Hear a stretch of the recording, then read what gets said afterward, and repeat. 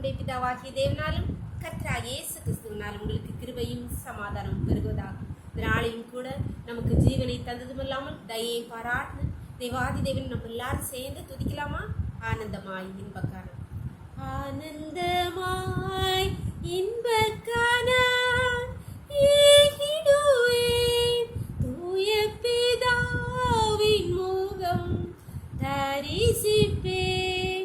ஆனந்தமாய் இன்பக்கான தூய பிதாவின் முகம் தரிசிப்பே.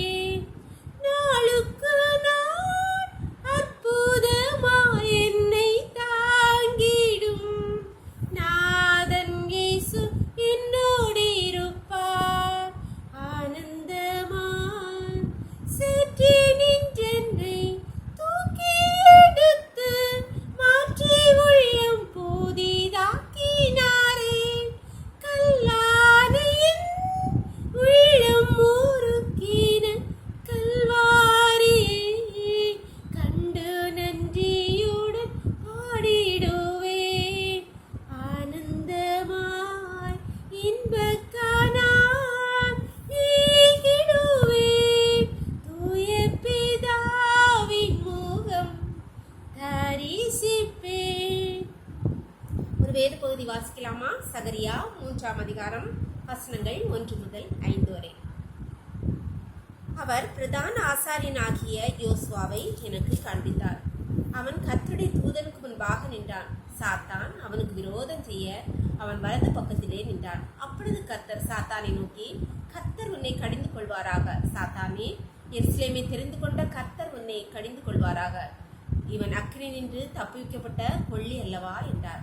யோசுவாவோ எனில் அழுக்கு வஸ்திரம் தரித்தவனாய் தூதனுக்கு முன்பாக நின்றிருந்தான். அவர் தமக்கு முன்பாக நிற்கிறவர்களை நோக்கி, இவன் மேல் இருக்கிற அழுக்கு வஸ்திரங்களை களைந்து போடுங்கள் என்றார். பின்பு அவனை நோக்கி, பார், நான் உன் அக்கிரமத்தை முன்னிலிருந்து நீங்க செய்து உனக்கு சிறந்த வஸ்திரங்களை தரிப்பித்தேன் என்றார். அவன் சிரசின் மேல் சுத்தமான பாகையை வைப்பார்களாக என்றார். அப்பொழுது சுத்தமான பாகையை அவன் சிரசின் மேல் வைத்து அவனுக்கு வஸ்திரங்களை தரிப்பித்தார்கள். கர்த்தருடைய தூதன் அங்கே நின்றார். அன்பான தேவனுடைய பிள்ளைகளே, இங்கே சகரியா தீர்க்கதரிசி எழுதுகிறார். அவருக்கு காண்பிக்கிறார், யோசுவாவை காண்பிக்கிறார். யோசுவாக்கு விரோதம் செய்ய சாத்தான் அவன் வலது பக்கத்திலே நிற்கிறார். ஏன்னா யோசுவா அழுக்கு வஸ்திரம் தரித்தவனாய் நிற்கிறார்.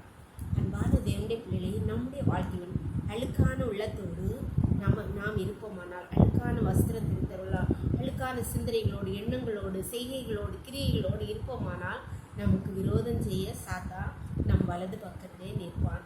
அப்பொழுது கர்த்தர் என்ன செய்தார்? அவருடைய அக்கிரமங்களை எல்லாம் மன்னித்து அவனுக்கு வஸ்திரங்களை, பாகை எல்லாவற்றையும் கொடுத்து வைக்கிறார். அப்பொழுது கர்த்தருடைய தூதனானவர் அவருக்கு முன்பாக நிற்கிறார். அன்பார்ந்த பிள்ளைகளை, தேவனுடைய பிள்ளைகளை, நம்முடைய வாழ்க்கையில் நாம் எப்படி இருக்கிறோம்? நம்முடைய வஸ்திரம், நம்முடைய உள்ளம் எப்படிப்பட்டதாக இருக்கிறது? அழுக்கு நிறைந்ததாய், அழுக்கான எண்ணங்களோடு, கிரியைகளோடு மற்றவர்களுக்கு விரோதம் செய்ய நாம் இருப்போமானால் நம் பக்கத்திலே சாத்தான் நமக்கு விரோதம் செய்ய நிற்பான். கர்த்தருடைய தூதனார் நம் பக்கத்தில் நிற்க வேண்டுமானால் கர்த்தர் நம்முடைய அக்கிரமங்களை மன்னித்து நமக்கு சிறந்த வஸ்திரத்தை தரிப்பிக்க வேண்டும். நம்ம ஆண்டவரிடத்தில் கொடுக்கலாமா?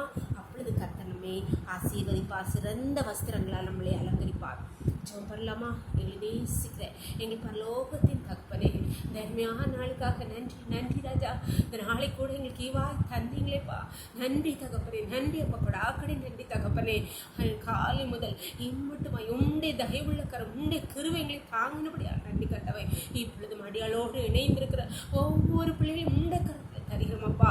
ஒவ்வொருடைய அக்கிரமங்களையும் நீ தயவாய் மன்னித்து அவளுடைய அழுக்கு வஸ்திரத்தை நீக்கி போட்டு அவளுக்கு சிறந்த வஸ்திரத்தை உடுத்துப்பீராக. அவளுக்கு பாகையை தரிப்பிப்பீராக கர்த்தாவே. அவளை ஆசீர்வதிப்பீராக. அவளுக்கு விரோதம் செய்ய நிற்கிற சாத்தானை கர்த்தர் கடிந்து கொள்வீராக கர்த்தாவே. ஒவ்வொரு பிள்ளைகளுடைய கருத்தை தருகிறோம். இரவுக்களை மூடி மறைத்துக் கொள்ளுங்கப்பா. சகல துதியும் கனமும் வல்லமை பலன் ஞானமும் எங்கள் தேவாதி தேவன் ஒருவருக்கே செலுத்துகிறோம். இயேசுவின் மூலங்கள் ஜெபத்தை ஏற்றுக்கொள்ளும் பரலோகத்தின் தந்தையே. ஆமீன், ஆமீன். God bless you. கர்த்தர் உங்களை ஆசீர்வதிப்பாராக. ஆமீன்.